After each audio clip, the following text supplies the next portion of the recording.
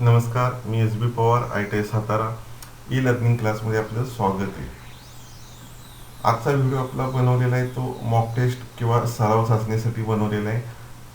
आपली अंतिम परीक्षा ही ऑनलाईन पद्धतीनं होणार आहे आणि ह्या ऑनलाईन परीक्षेसाठी प्रश्न कशा पद्धतीनं असतील, प्रश्नांचं स्वरूप कसं असेल, त्यानुसार काही प्रश्न आपण तयार केलेले आहेत आणि ते प्रश्न कसे असू शकतात, ते कसे सोडवायचे, त्यांची उत्तर काय असू शकतील याविषयी आपण थोडक्यात माहिती या प्रश्नांच्या माध्यमातून घेणार आहोत. पहिला प्रश्न आपल्या समोर येतोय तो आहे what is the function of crankshaft, म्हणजे क्रँकशाफ्टचं कार्य काय. आणि त्यासाठीचे पर्याय आहेत. पहिला पर्याय to convert rotary motion into reciprocating motion, म्हणजे गोलाकार गतीचं उभ्या गतीत रूपांतर करणं. दुसरा पर्याय आहे to convert reciprocating motion into rotary motion, म्हणजे उभ्या गतीचं गोलाकार गतीत रूपांतर करणं. तिसरा पर्याय ट्रान्समिट मोशन टू पिस्टन, म्हणजे पिस्टनला गती पाठवणे. आणि चौथा पर्याय टू सपोर्ट इंजिन पार्ट, म्हणजे इंजिन पार्टना आधार देणे. असे आपल्याला 4 पर्याय दिलेले आहेत. त्यापैकी योग्य पर्याय कोणता तो आपल्याला विचार करायचा आहे. योग्य पर्याय आपला आहे पर्याय बी, म्हणजे to convert reciprocating motion into rotary motion, म्हणजे उभ्या गतीचं गोलाकार गतीमध्ये रूपांतर करणे. आता आपल्या समोर येतोय दुसरा प्रश्न, what is the material of cylinder block, म्हणजे सिलेंडर ब्लॉकचं मटेरियल कोणतं. आपल्या समोर पर्याय येतोय. पहिला पर्याय कास्ट आयर्न, दुसरा पर्याय ब्रॉन्झ, तिसरा पर्याय झिंक ऑलॉय, म्हणजे झिंकच्या मिश्र धातूपासून, आणि चौथा पर्याय ऑलॉय स्टील, म्हणजे मिश्र पोलादापासून. आता यापैकी मटेरियल कोणतं, तर इंजिनमधील स्थिर भाग म्हणजे सिलेंडर हेड, सिलेंडर ब्लॉक, हे जे स्थिर भाग आहे त्यासाठीचं मटेरियल सर्वांचं एकच आहे, ते म्हणजे कास्ट आयर्न. हा आपल्याला पर्याय योग्य उत्तर दाखवलेलं आहे. Correct answer is a. समोर पुढील प्रश्न येतोय, प्रश्न क्रमांक 3, what is the material of piston pin, म्हणजे पिस्टन पिनचं मटेरियल काय. आपल्यासमोर पर्याय येतोय. पहिला पर्याय आहे कॉपर ऑलॉय, दुसरा पर्याय ब्रॉन्झ, तिसरा पर्याय ऑलॉय स्टील, चौथा पर्याय झिंक ऑलॉय. यापैकी पिस्टन पिनचं मटेरियल कोणतं. पिस्टन पिन ही कनेक्टिंग रॉड आणि पिस्टन यांना जोडण्याचं काम करत असते. त्याच्यावर प्रचंड लोड येत असतो, त्यामुळे साहजिकच हे मटेरियल मजबूत असणं गरजेचं आहे. त्यामुळं पर्याय आहे सी, ऑलॉय स्टील, म्हणजे मिश्र पोलाद. यानंतर प्रश्न क्रमांक 4 जो आपल्या समोर येतोय तो म्हणजे what is the material of inlet valve, म्हणजे इनलेट वॉल्वचं मटेरियल काय. आणि त्याचे पर्याय आहेत ए कास्ट आयर्न, बी ब्रॉन्झ, सी झिंक अलॉय, आणि D nickel chromium steel. Inlet valve हा सुद्धा सिलेंडर हेडमध्ये बसलेला असतो आणि प्रचंड प्रेशर आणि टेम्परेचर त्याला सहन करावं लागतं, त्यामुळं तो अतिशय मजबूत असणं गरजेचं आहे. त्यामुळं त्याचा पर्याय आहे D. Correct answer is D, nickel chromium steel, हे त्याचं उत्तर आहे.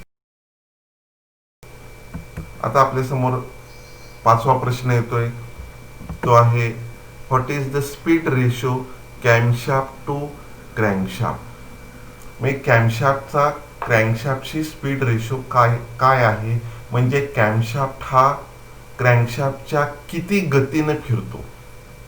कॅमशाफ्ट हा क्रँकशाफ्टच्या किती गतीने फिरतो. हा थोडा कन्फ्यूज करणारा प्रश्न आहे.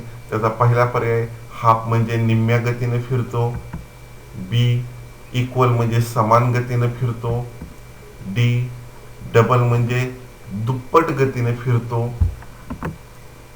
आणि डी ट्रिपल, म्हणजे तिप्पट गतीने फिरतो.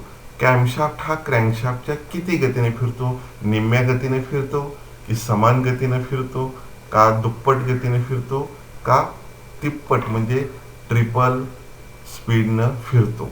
त्याचं अचूक उत्तर आहे पर्याय ए हा, म्हणजे कॅमशाफ्ट हा क्रँकशाफ्टच्या निम्म्या गतीनं फिरत असतो. प्रश्न क्रमांक 6 आपल्या समोर येतोय. Which type of lubrication system used in two stroke engine? म्हणजे टू स्ट्रोक इंजिन मध्ये कोणत्या प्रकारची लुब्रिकेशन सिस्टीम वापरली जाते? त्यासाठी आपल्या समोर पर्याय येतोय ड्राय सम्प लुब्रिकेशन सिस्टीम, पर्याय B wet sump lubrication system, पर्याय C petro oil lubrication system आणि पर्याय D splash lubrication system. Two stroke इंजिनची क्रँकेस ही एअर टाईट म्हणजे वाताभिद्य असते, त्यामुळे त्यामध्ये ऑइल साठवलं जात नाही. त्यामुळं फोर स्ट्रोक इंजिनसाठी जी लुब्रिकेशन सिस्टीम वापरली जाते ती टू स्ट्रोकसाठी वापरून चालत नाही.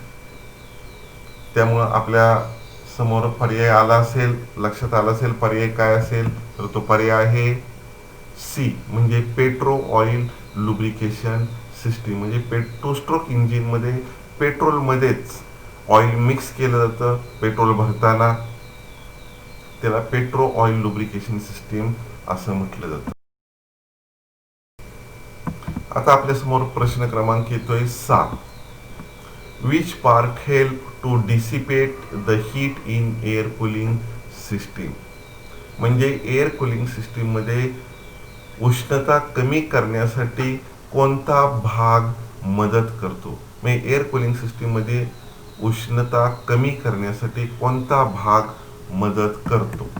पर्याय ए इंजिन पिस्टन म्हणजे इंजिनचा पिस्टन मदत करतो का? पर्याय बी इंजिनचा क्रँकशाफ्ट मदत करतो का? पर्याय सी डेन्सिटी ऑफ वॉटर म्हणजे पाण्याची घनता मदत त्याला करते का?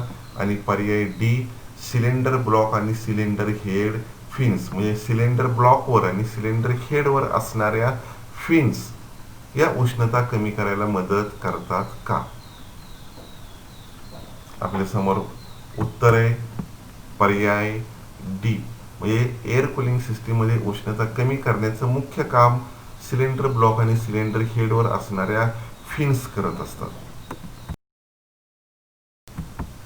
प्रश्न क्रमांक 8 येतोय, तो आहे in which condition thermostat wall opens? म्हणजे थर्मोस्टॅट वॉल कोणत्या कंडिशन मध्ये ओपन होतो? वॉटर कूलिंग सिस्टीम मध्ये इंजिन कडून रेडिएटरच्या अप्पर टँकला जाणारं जे पाणी त्या मार्गात हा थर्मोस्टॅट वॉल बसलेला असतो आणि इंजिन थंड स्थितीत असताना हा वॉल बंद होतो आणि त्यानंतर तो केव्हा उघडतो, कोणत्या कंडिशन मध्ये उघडतो? त्याचे आपल्या समोर पर्याय येत आहेत. A low temperature of engine म्हणजे इंजिनचं तापमान कमी असताना, पर्याय B high temperature of engine म्हणजे इंजिनचं तापमान उच्च असताना, C operating temperature of engine म्हणजे सर्वसाधारण इंजिन ज्या कंडिशनला चांगलं काम करतं त्यावेळी हा वॉल उघडतो का? आणि D freezing temperature of engine म्हणजे इंजिन ज्यावेळी गोठलेलं असतं पूर्ण थंड झालेलं असतं त्यावेळी उघडतो का? आता या पर्यायावरून लक्षात आलं असेल उत्तर आहे पर्याय सी ऑपरेटिंग टेम्परेचर म्हणजे इंजिनचं जे नॉर्मल टेम्परेचर आहे जास्त त्याला इंजिन चांगलं कार्य करतं त्या टेम्परेचरला थर्मोस्टॅट वॉल उघडतो. आता प्रश्न क्रमांक 9 आपल्या समोर येतोय how to check damaged radiator core tube? म्हणजे रेडिएटरवर असणाऱ्या ज्या रेडिएटर कोअर रेडिएटरच्या ज्या नळ्या आहेत त्या खराब झाल्या, ह्या कशा ओळखायच्या? त्यासाठी आपल्या समोर पर्याय चेक व्हिज्युअली म्हणजे प्रत्यक्ष पाहून डोळ्यांनी पाहून चेक करायचं, बी चेक विथ स्पेशल ट्यूब म्हणजे वेगळ्या विशेष प्रकारच्या ट्यूबच्या सहाय्याने चेक करायचं, पर्याय सी कॉम्प्युटरच्या सहाय्याने चेक करायचं, पर्याय डी डायल बोर गेजच्या सहाय्याने चेक करायचं.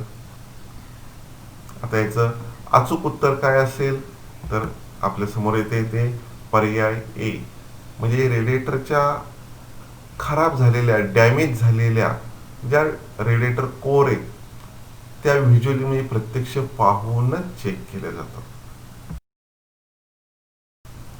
आपल्या समोर आता 10वा प्रश्न येतोय.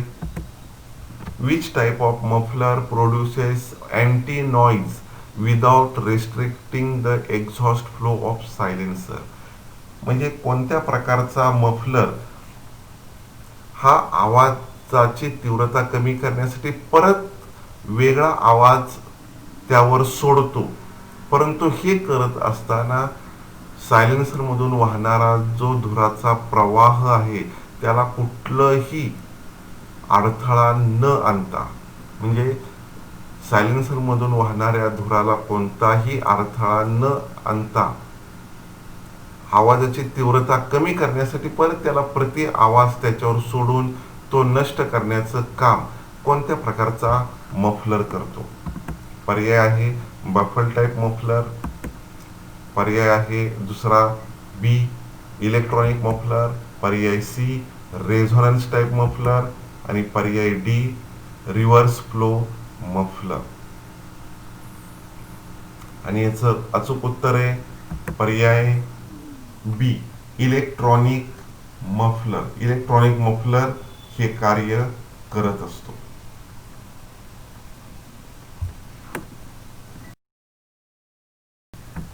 हा व्हिडिओ आपल्याला कसा वाटला? आवडला तर नक्की लाईक करा, शेअर करा आणि आपले यूट्यूब चॅनल सबस्क्राईब करा. हा व्हिडिओ पाहिल्याबद्दल